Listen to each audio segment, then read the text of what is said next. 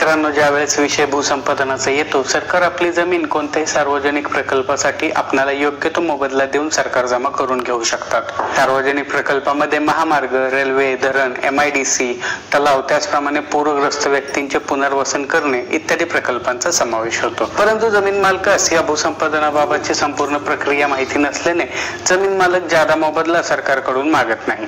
होय, तुम्ही सरकारकडून जादा मोबदला मागून घेऊ शकता। आजच्या व्हिडिओमध्ये आपण भूसंपादन प्रक्रिया अगदी सुरुवातीपासून अंतिम टप्प्यापर्यंत म्हणजेच मोबदला मिळेपर्यंत पाहणार आहोत। यामध्ये तुम्हाला जादा मोबदला कसा आणि कोणत्या टप्प्यावर मागता येतो याबाबत देखील आपण माहिती घेऊयात। त्याचबरोबर मोबदल्याची रक्कम कशी काढली जाते हे देखील आपण पाहूयात, तेव्हा व्हिडिओ संपूर्ण पहा। त्याचबरोबर तुम्हाला तुमच्या कायदेशीर मुद्द्यांवर किंवा प्रश्नांवर आमचा सल्ला घ्यायचा असल्यास स्क्रीनवर दिसत असलेल्या क्रमांकावर व्हॉट्सअप अथवा फोन करून कॉल बुक करू शकता। त्यासाठी नाममात्र सल्ला फी आकारली जाईल। नमस्कार मित्रांनो, कसे आहात सगळे? स्वागत आहे तुम्हा सर्वांचे माझ्या YouTube चॅनल लॉ ट्रेझर मध्ये।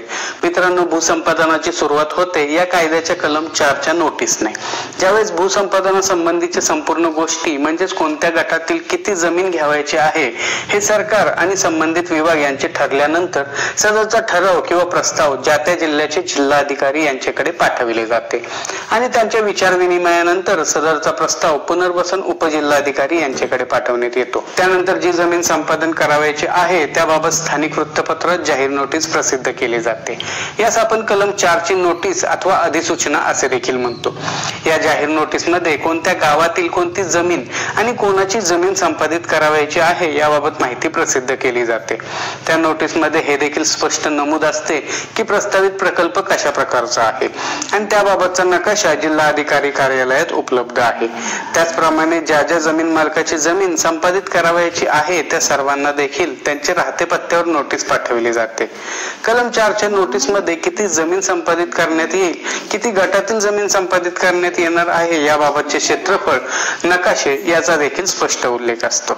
ज्यावेळेस कलम 4 उपकलम 1 प्रमाणे जमीन मालकाला नोटीस देण्यात येते त्यामध्ये जमीन मालकाची जमीन संपादनाविषयी काही हरकत असेल तर ती हरकत नोंदविण्याची संधी या नोटीस मध्ये दिलेली असते। परंतु अशी भूसंपादनाची नोटीस स्वीकारण्याचे जमीन मालक टाळत असतात।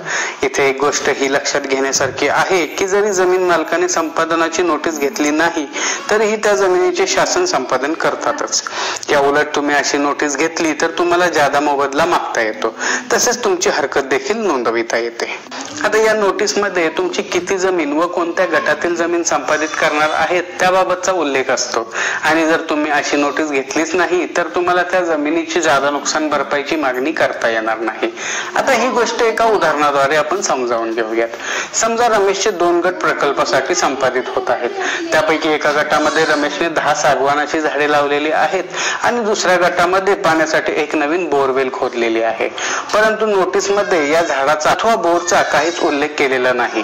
तर अशा परिस्थितीत रमेशला त्या झाडांचा आणि बोरचा मोबदला मिळणार नाही। तर त्यासाठी रमेशने जर नोटीस मध्ये नमूद संपादनाला त्याच वेळेस हरकत घेतली तर रमेशला निश्चित झाडांचा आणि त्या बोरचा मोबदला मिळेल। या उलट जर रमेशने नोटीसच स्वीकारली नाही तर रमेशला त्या झाडांचा आणि बोरचा मोबदला कसा मिळणार? आता भूसंपादनामध्ये पुढचा टप्पा येतो तो म्हणजे कलम 5(अ)च्या सुनावणीबाबत। म्हणजे ज्या जमीन मालकांना कलम 4च्या नोटीसवर हरकत असते त्यांनी या सुनावणीच्या वेळेस त्यांचे